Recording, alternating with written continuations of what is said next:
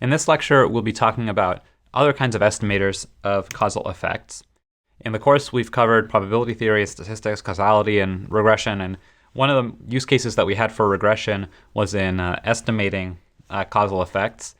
And in this part of the course, I'd like to cover a couple of other kinds of ways that we can get at causal effects, things that you've probably heard of or will hear of in other courses in epidemiology, but I'd like to ground them in the kind of mathematical reasoning that we've worked through in this course and rigorous identification, just so you can see how these things are all connected, but we won't delve into them in any great detail.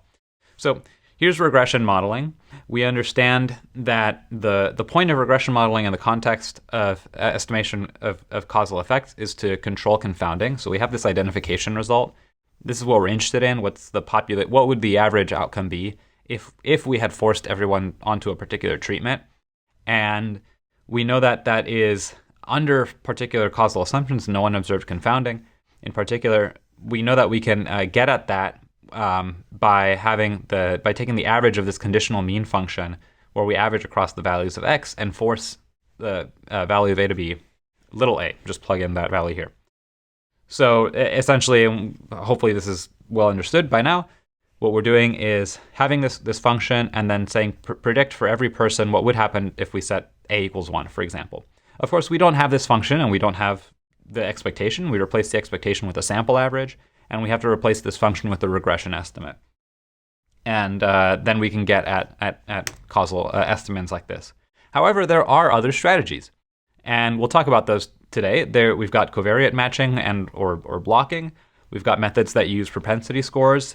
And of course, there's regression methods, which we already talked about. And there's methods that combine regression and propensity methods, which actually we already talked about a little bit in the last lecture, such as TMLE.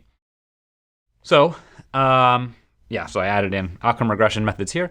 The point of this lecture is to show, not really to give super a lot of detail about all of these, when we've already talked about this a lot, but to show you that all of these are intelligible, basically in the same general framework of potential outcomes that we've been talking about.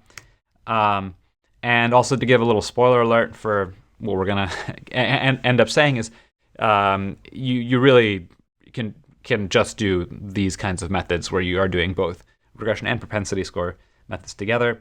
Like TMLE, that's basically always going to be your best bet.